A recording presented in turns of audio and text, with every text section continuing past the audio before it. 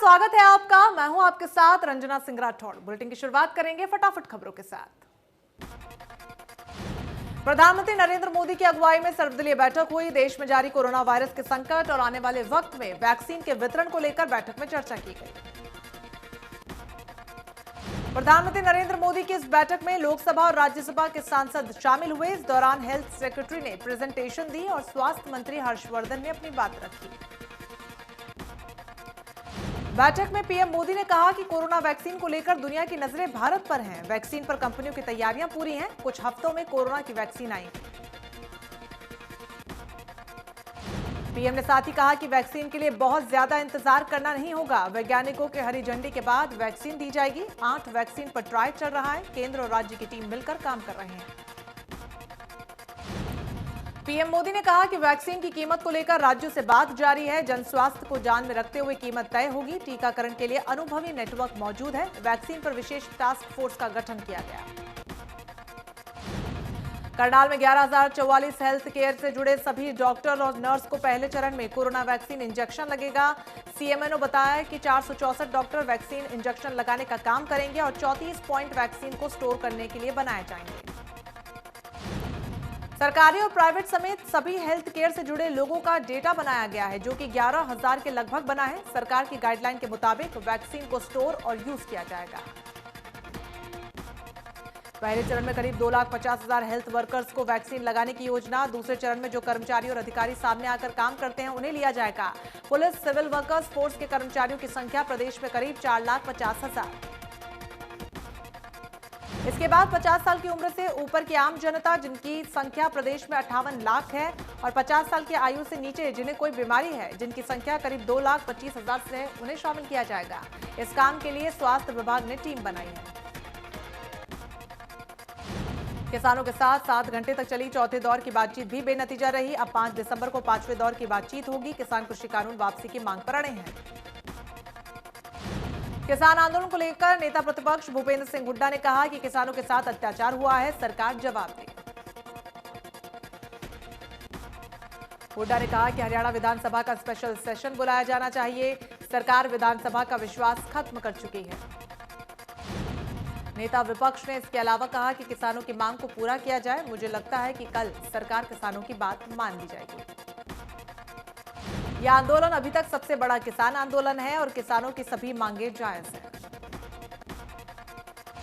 Sindhu border पर 9 दिन से किसानों का आंदोलन जारी। अब आगे की रणनीति पर चर्चा। किसान टिकरी, गाजीपुर और चिल्ला बॉर्डर पर भी डटे हैं और उन्हें राजनीतिक दलों का भी समर्थन मिल रहा है। किसानों के समर्थन में तकरीबन 150 घुड़सवार निहंग अपने खास प्रशिक्षित घोड़ों के साथ सिंधु बॉर्डर पर पहुंचे और मोर्चा संभाला। तकरीबन 200 निहंगों का एक और जत्था भी किसानों के समर्थन के लिए पहुंचेगा।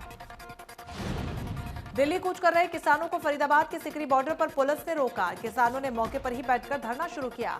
पुलिस उच्च अधिकारियों से बात कर रणनीति तय करने में जुटी। गुरुग्राम दिल्ली बॉर्डर पर हालात सामान्य। एहतियात के तौर पर पुलिस बल की संख्या बढ़ा दी गई है। आला अधिकारी लगातार गुरुग्राम पुलिस से संपर्क बनाए हैं। किसान आंदोलन पर स्वास्थ्य विभाग ने भी नजर टिका रखी है। बॉर्डर पर रुके हुए किसानों के कोरोना के सैंपल लिए गए।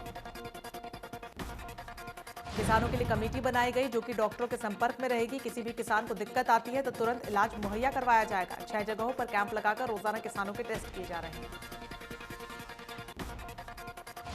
मध्य प्रदेश, राजस्थान और यूपी के किसान दिल्ली कूच की तैयारी में हैं। किसानों के जत्थे को रोकने के लिए प्रशासन की तरफ से भारी पुलिस बल को तैनात किया गया है। वाटर कैनर और आंसू गैस छोड़ने वाली गाड़ी भी मौके पर मौजूद। किसानों को रोकने के लिए पुलिस प्रशासन की तरफ से बैरिकेडिंग लगाई गई। ग्रामीणों ने रुके हुए किसानों को मदद पहुंचाई।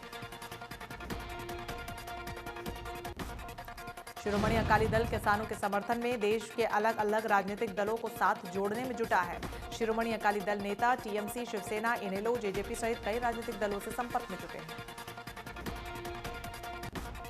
अकाली दल के नेता ममता बनर्जी और उद्धव ठाकरे से भी मुलाकात करेंगे। इससे पहले अकाली दल नेता शरद पवार से मिल चुके हैं।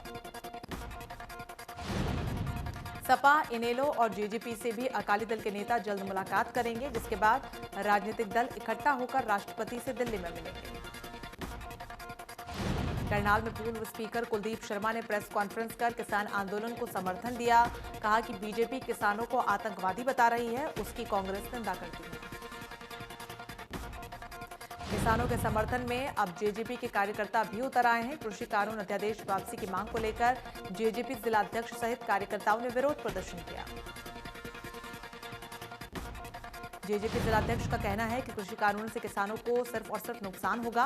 किसानों को बंधुआ बनाए जाने का खतरा सता रहा है। जो कि कानून लाया गया है वो किसानों के हित में नहीं है। जेजेपी जिलाध्यक्ष ने कहा कि समर्थन मूल्य कानून बनाने जैसे कृषि सुधारों से किसान का बिचौलियों और कंपनी से हो रहा शोषण बंद हो सकता है। भारतीय किसान मजदूर संघ के प्रदेश अध्यक्ष ने केंद्र सरकार से तीनों अध्यादेशों को वापस लिए जाने, एमएसपी को सभी फसलों पर लागू करते हुए कानून बनाए जाने की मांग की। हिसार के गांव सरसोद, बिचपड़ी, जेवरा से सैकड़ों की संख्या में किसानों ने दिल्ली के लिए कूच किया। कहा कि जब तक सरकार तीनों काले कानून वापस नहीं ले लेती तब तक किसान अपनी लड़ाई जारी रखेगी।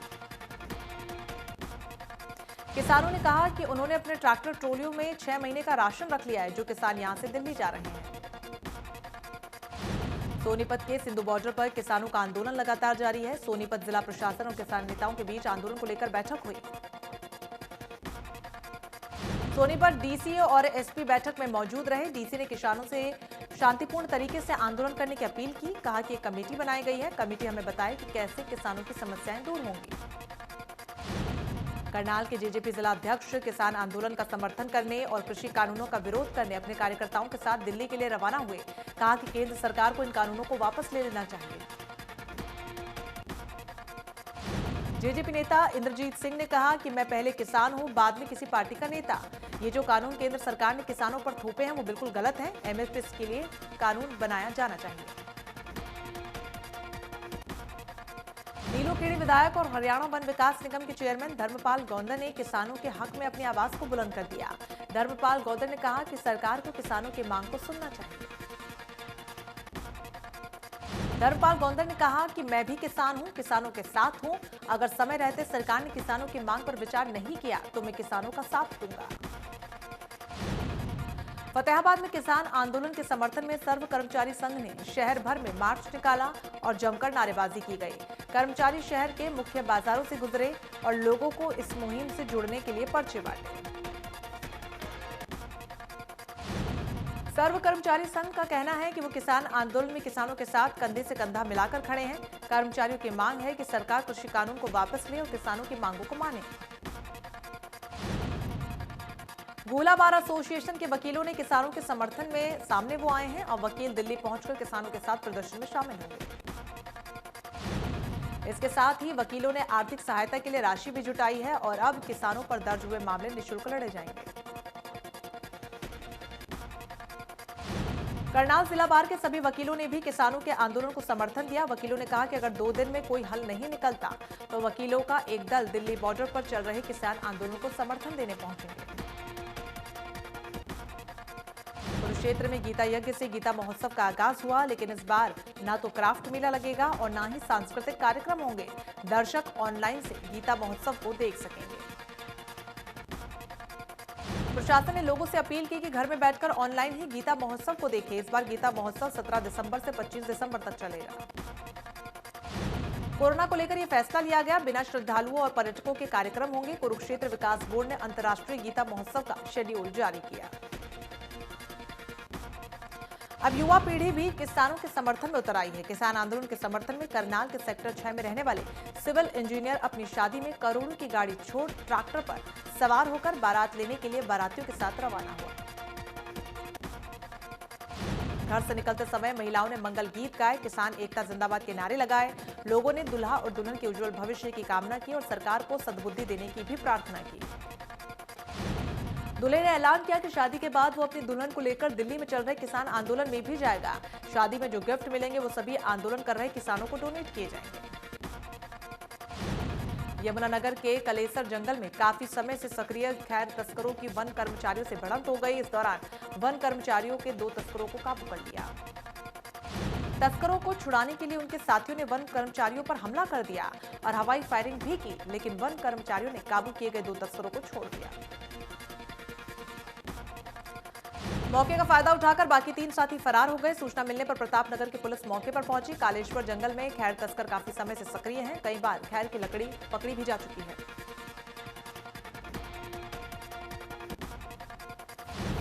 जम्मू कश्मीर में जिला विकास परिषद चुनाव की 33 सीटों पर मतदान, जिसमें कश्मीर घाटी की 16 और जम्मू क्षेत्र की 17 सीटें शामिल हैं। 28 नवंबर से शुरू हुई चुनाव प्रक्रिया 19 दिसंबर तक चलेगी। कुल 8 चरणों में वोट डाले जाएंगे, जबकि 22 दिसंबर को मतगणना होगी। साउथ के सुपरस्टार रजनीकांत ने अपनी राजनीतिक पार्टी से सस्पेंस से पर्दा उठाया है। इस साल 31 दिसंबर को रजनीकांत अपनी राजनीतिक पार्टी का ऐलान करेंगे और फिर अगले साल जनवरी में इसका शुरुआत करेंगे। सुपरस्टार रजनीकांत ने कहा कि हम निश्चित रूप से विधानसभा चुनाव जीतेंगे। हम एक ईमानदार, पारदर्शी, भ्रष्टाचार मुक्त और आध्यात्मिक राजनीति करेंगे। एक आश्चर्य और चमत्कार निश्चित रूप से होगा। छत्तीसगढ़ के कोरिया जिले में भरतपुर सोनगढ़ क्षेत्र के विधायक गुलाब कमरू के डांस का एक वीडियो वायरल हो रहा है। विधायक कमरू छत्तीसगढ़ गाने पर मगन होते हुए ठुमके लगाते हुए नजर आ रहे हैं।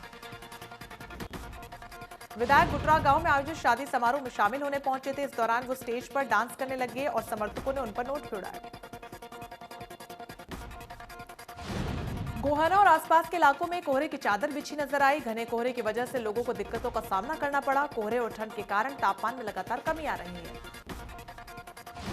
ठंड से बचने के लिए लोग अलाव का सहारा ले रहे हैं। धुंध से किसानों के चेहरे खिले हुए हैं। धुंध गिरना गेहूं की फसल की उपज में ज्यादा फायदेमंद होता है।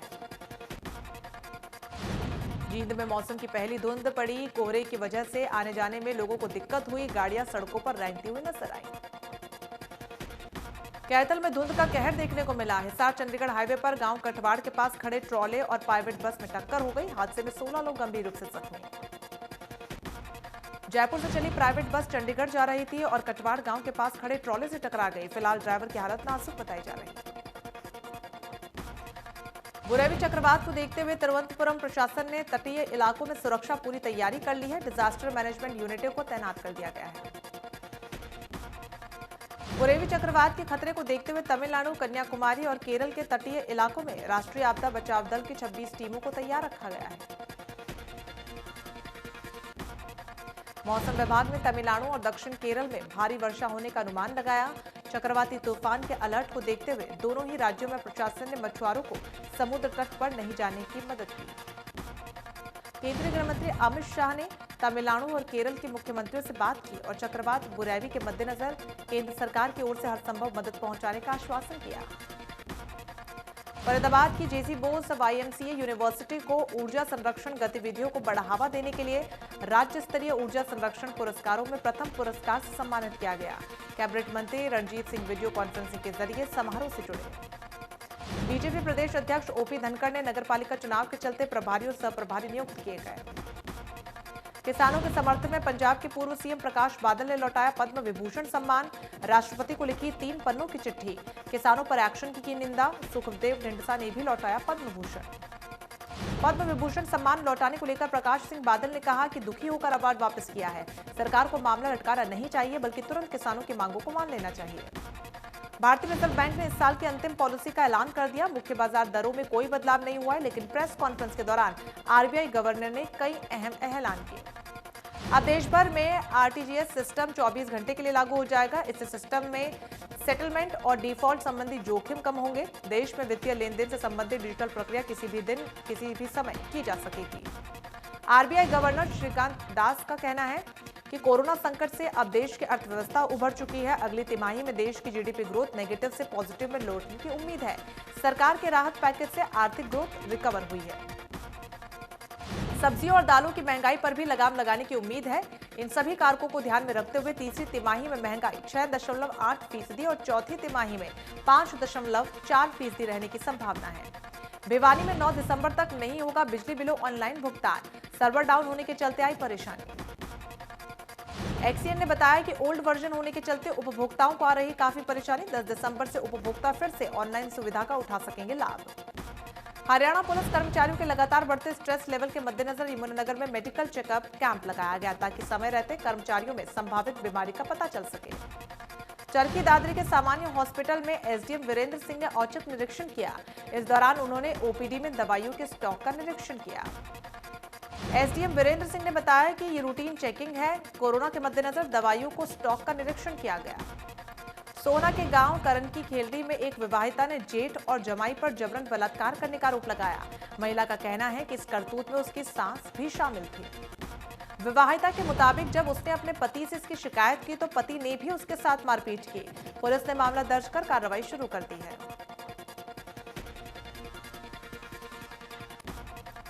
नूंह में सीएम फ्लाइंग ने ओवरलोडेड डंपरों पर शिकंजा कसा। टीम ने छापेमारी के दौरान 38 भारी वाहनों को चेक किया। 2 ओवरलोड डंपरों और 51,000 रुपए का जुर्माना लगाया। जिन 2 डंपरों का ओवरटाइम का समय का मिलान नहीं हो पाया, उन पर माइनिंग विभाग के अधिकारियों ने 8 लाख रुपए का जुर्माना लगाया। इसके अलावा दोनों भारी वाहनों पर रॉयल्टी का अलग से 1 लाख रुपए का जुर्माना लगाया गया।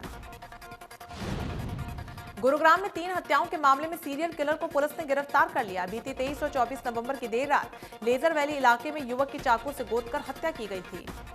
सन के हत्यारा पहले शराब पिलाता था, उसके बाद मौका मिलते ही चाकू से वार कर देता था। हत्यारा ने 24 से 25 नवंबर के दरमियान भी सेक्टर 47 में 26 वर्षीय युवक का सर काट डाला।